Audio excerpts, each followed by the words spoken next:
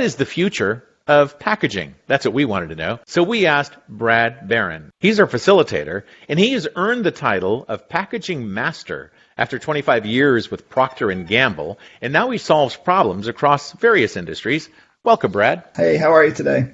I'm great. So let's talk a little bit about the theme that you have going on here. Theme number 4, how will smart and connected packaging change the world? Tell us what this discussion is about. Yeah, so now in industry, you're seeing a lot of new technologies come into packaging that connects the package to the internet, to the outside world, or provides additional information. So some of these are environmental sensors, some of them, QR codes, NFC, you can scan with your smartphone, go to the internet. These are all packaging elements that help you access information that you wouldn't have otherwise. And it's really changing the nature of what packages do out there in the world. Well, this is a great conversation. Let's talk about the panelists that sat on here. Who were the thought leaders that helped out? So we've had this panel going for quite a while. And what I really like about it is the diversity that we have on the panels. We have people that come from a design point of view, people that are technologists, marketers, people that are hardcore in the packaging industry, and also just adjacent to it. So we really get a nice 360-degree view of the problem. In your executive summary, you have 3 points you talk about here about how smart packaging will transform the future. Let's go over these. Yeah, so first of all, I firmly believe that this is a trend that's here to stay, and it is going to change how the world looks. Most people, when they think about smart packaging in industry, they only think about one aspect. But these 3 are all very strong. You know, one is because we can interact with consumers in ways you couldn't before, there's all kinds of new possibilities. And some of those possibilities lead to technologies or even product opportunities that didn't exist before. And then of course, the last one, which is kind of the first thing that smart packaging did, is it's really excellent at helping people know things are not counterfeit. You know, they're the right product, they're not expired, logistical tracking, and all of that kind of supply chain stuff. But really, all 3 of these have a lot of opportunities in them. Great. So let's get into key point number 1. What are the new opportunities? So these are just 2 examples of a long list of opportunities that we discovered in the discussion, and I thought they were fascinating. Adeshola shared this one from the 42 Degree Company. So they're selling coffee cans that have elements embedded in them that let them heat up when you put it on a wireless charging dock, like you might use for your phone. So, you know, we're seeing cell phones right now more and more. You don't have to plug a wire in to charge it. There's a little pad you can put on it, and it uses, induction charging. Well, you put these coffee cans on it, and your coffee warms up, and you can drink a hot coffee. It's fantastic. Which is just amazing. I mean, who would have thought the intersection of cell phone technology and packaging technology, right?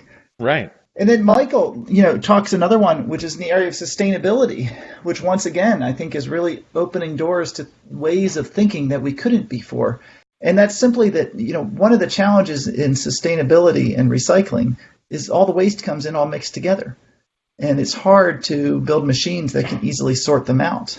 But there's a lot of activities underway around the world where you're putting smart elements into the packages that lets the machines make it very easy to scan, identify what it is, and separate it out so that it can be recycled, which in turn opens the door for a lot of progress, towards the planet.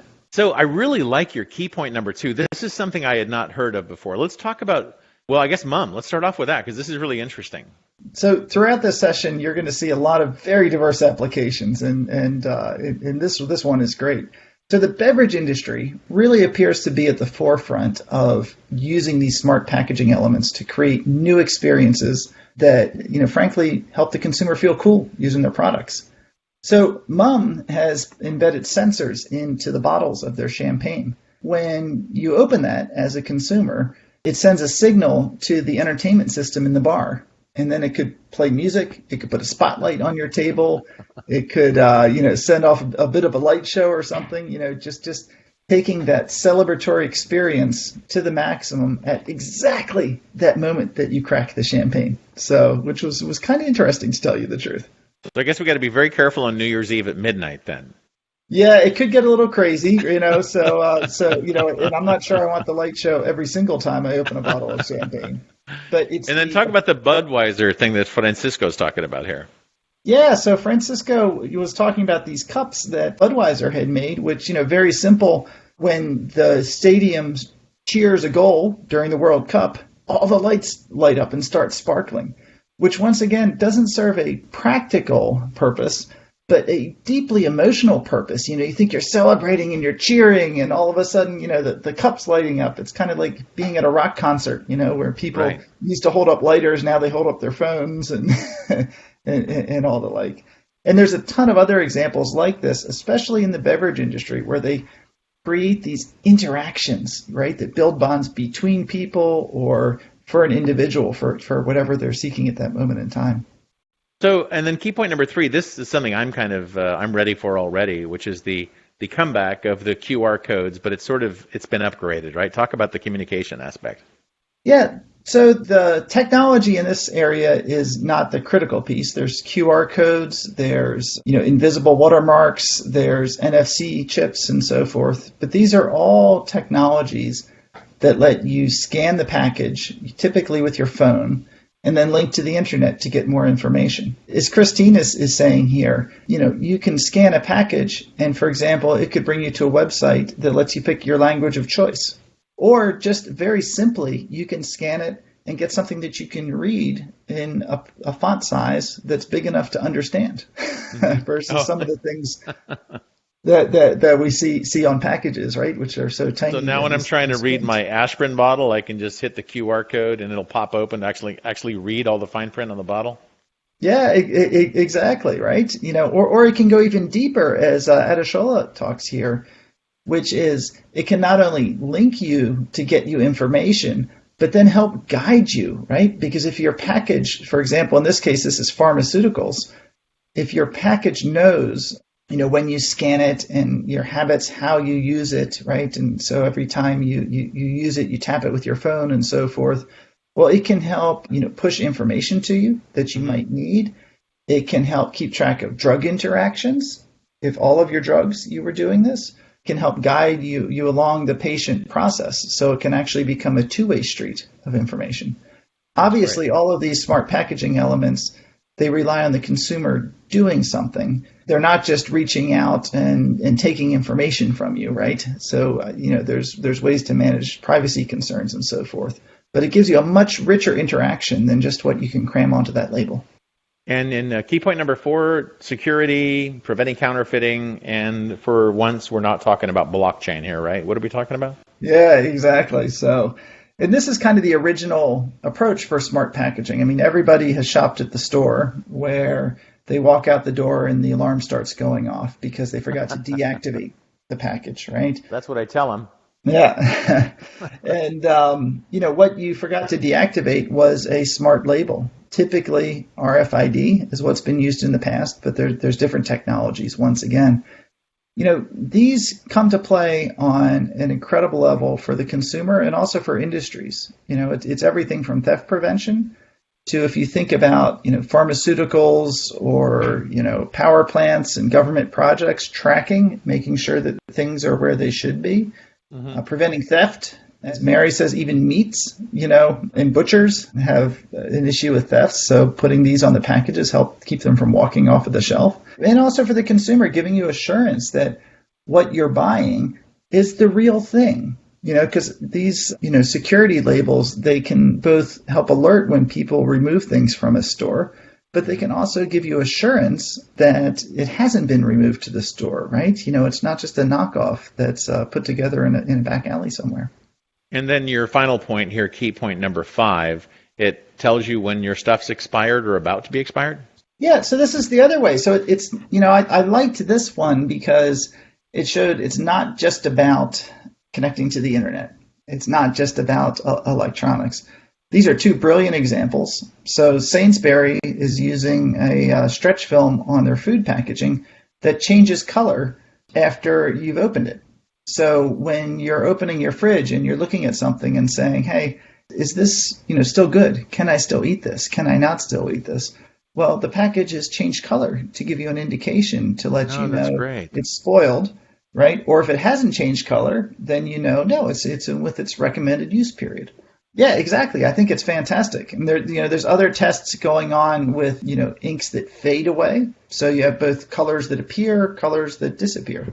And then toothbrushes were another great one. So Do everybody toothbrushes expire?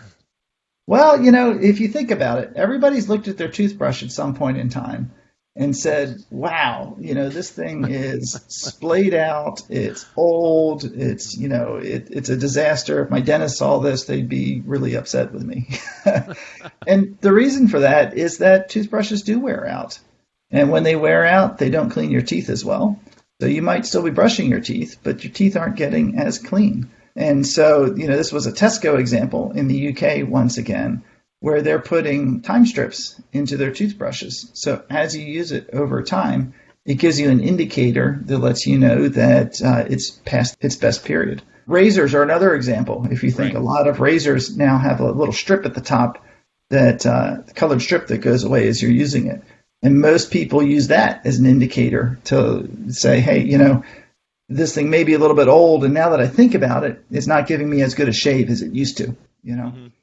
So these are all ways that by putting these extra elements onto your packages, you can communicate with the consumer in ways that you couldn't before. And that's really the core of the opportunity that smart packaging brings, and that individuals and companies and industries need to start thinking differently to say, if I could communicate anything to my consumer, what might I do?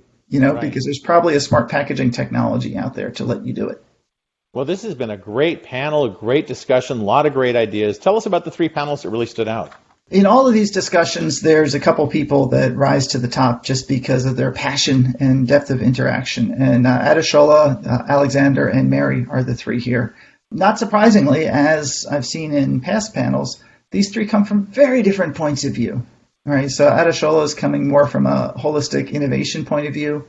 Alexander is a technical designer, and Mary brings a wealth of marketing knowledge to the discussion on packaging. Each one of these three, coming from a completely different point of view, brought that total story together. And that's really the value as you think about packaging. You need to look end to end. That's really well done, Brad. So, hey, what can we look forward to in your next theme? Yeah, so right now the group is having a really rich discussion about e-commerce. And really what it comes down to is when you buy your package in the store or you buy your package online, it has totally different needs. Right? And so that's what we're probing into, to understand and think a little bit about what are those different needs, and also how might your packaging be different and better if you're buying it on e-commerce or on the shelf versus the other forum. I really look forward to this next conversation, Brad. Really interesting. Thank you for sharing this. Excellent. Thanks very much, and we'll talk again soon. It's Brad Barron. He earned the title Packaging Master after 25 years with Procter & Gamble. Now he solves problems across various industries, and we will definitely talk again, Brad. Thank you. All right. Thanks very much.